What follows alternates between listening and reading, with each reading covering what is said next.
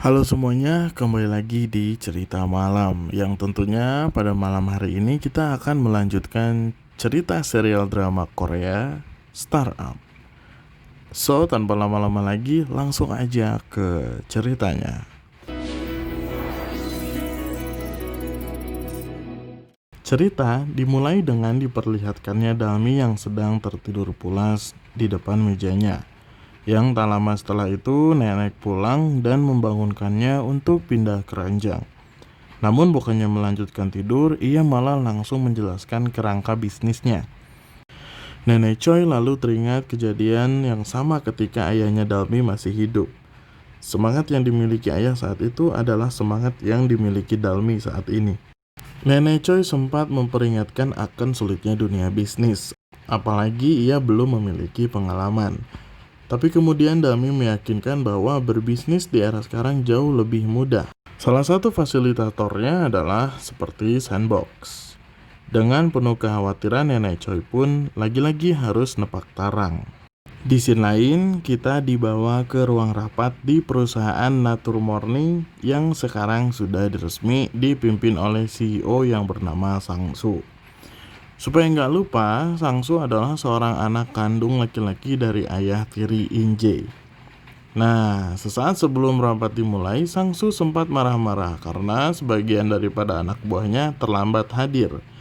Namun sayangnya ternyata anak buahnya tidak akan pernah hadir lagi karena mereka telah memutuskan untuk mengundurkan diri dari perusahaan Sang-soo dan memilih untuk bergabung bersama In-jae dan memulainya lagi semuanya dari awal. Di sana In-jae pun sangat terbuka dengan keadaannya. Ia memberitahu kepada karyawannya bahwa perusahaan barunya ini masih belum bisa memberikan gaji dan kantor yang layak. Saat ini para karyawan sangat memaklumi dan menerima dengan apa adanya ketimbang harus bekerja untuk Sang-soo di perusahaan Nature Morning. Tak lama dari situ, sang ibu datang dengan sedikit terkejut karena ternyata kantor mereka ini berada di apartemen ibunya saat ini dan untuk sementara waktu. Terlihat ibunya tidak begitu mendukung dengan semua yang dilakukan oleh In-jae sehingga terjadi cekcok mulut antara ibu dan In-jae saat itu. Pada intinya In-jae tidak terima atas perlakuan ibu yang tidak menganggap dirinya. Bahkan jika kalian ingat di scene lalu, ketika perpisahan itu ibu malah mendukung saudarinya si Dalmi. Dan sebetulnya yang dibutuhkan oleh In-jae bukan fasilitas dan sebagainya ya, tetapi dukungan dari ibunya sendiri. Jadi ada scene lucu di sini. Jadi ceritanya Dalmi lagi cari-cari buku gitu di suatu toko ya kan. Terus tiba-tiba ada orang yang nggak dikenal ini datang mau ngambil buku yang sama. Nah, Dalmi harus berebut buku dengan wanita ini. Kemudian, dari perbincangan yang panas itu, sembari berebut buku, ternyata wanita ini diketahui bernama Saha.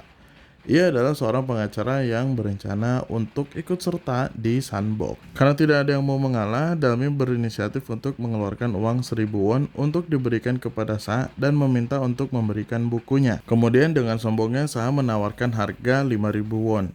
Tanpa pikir panjang, Dalmi menerima uang itu. Tak disangka ternyata Dalmi sudah melihat dari kejauhan bahwa buku itu baru saja akan ditambah stoknya. Sungguh sangat tertipu dia ya. Secara kebetulan Dosang dan kawan-kawan pun datang ke toko buku yang sama dan mencari buku yang sama. Mereka melihat gadis cantik yang bernama Saha itu sedang memegang buku itu. Mengetahui hal itu, Saha memberitahu bahwa stok bukunya sudah habis. Kemudian ia menawarkan bukunya seharga 10.000 won dengan sedikit menggoda mereka. Akhirnya Saha pun berhasil menipu mereka. Ya. Hal yang mengejutkan pun terjadi ketika mereka bertiga sedang berjalan di lorong buku. Tidak sengaja ternyata Dalmi masih ada di sana dan bertemulah mereka. Kejadian bertemunya mereka ini kocak banget dah. Sampai-sampai harus pura-pura jatuh dan merapikan dandanan mereka masing-masing. Dan tak lupa untuk menyembunyikan buku Sandbox yang sama-sama mereka beli saat itu. Kemudian mereka saling bertegur sapa dan mau tidak mau mereka harus kembali berbohong lagi. Di halte bus, Dalmi sempat menanyakan mobilnya Dosang, sehingga Dosang harus berkelit lagi. Begitu pula dengan baju yang ia kenakan. Namun Dalmi merasa dengan style seperti ini Dosang lebih santai dipandang. Sebelum bus datang, Dalmi ingat akan besok ulang tahunnya Dosan.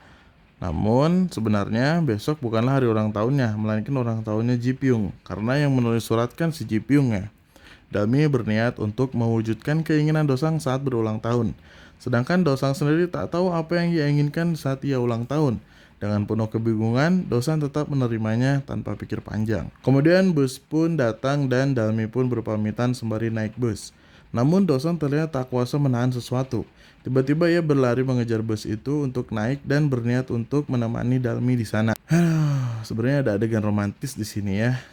Jadi waktu di jalan pulang, Dalmi sempat iseng tuh. Dia ngelihat tangannya Dosang yang menurutnya besar dan meminta untuk membuka tangannya, dan Dalmi pun berniat untuk membandingkan tangannya dengan Dosang. Kelihatannya Dosang jadi makin baper ya. Dan akhirnya mereka berpegangan deh selama perjalanan. Masih tak percaya dengan apa yang telah ia alami, Dosang bangga dengan tangannya yang besar. Tapi hal ini tidak digubris oleh temannya. Dosang langsung dibawa lari ke kantor dan ternyata di sana sedang banyak orang yang berdatangan untuk menjadi calon investor. Mereka datang karena Samsantek sempat menjadi juara satu di lomba Koda waktu itu. Para investor ini sengaja datang langsung untuk melihat bagaimana produknya. Mereka mempresentasikan hasil karyanya kepada setiap investor yang datang secara bergantian. Namun sayangnya para investor ini setelah dijelaskan itu tidak ada satupun yang tertarik. Hingga ke investor yang terakhir di sana. Mereka malah asik merekam presentasi dari Dosang. Dan mereka pun ikut senang. Entah terlalu polos atau apa, dengan secara tidak sadar mereka memberikan rahasia inovasinya dengan membiarkan mereka merekam setiap presentasinya. Untung Pak Han datang dengan langsung merebut handphone yang digunakan untuk merekam.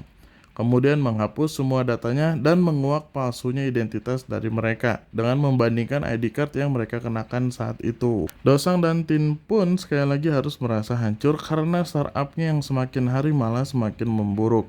Ditambah lagi dengan Ji Pyong yang selalu merendahkan mereka.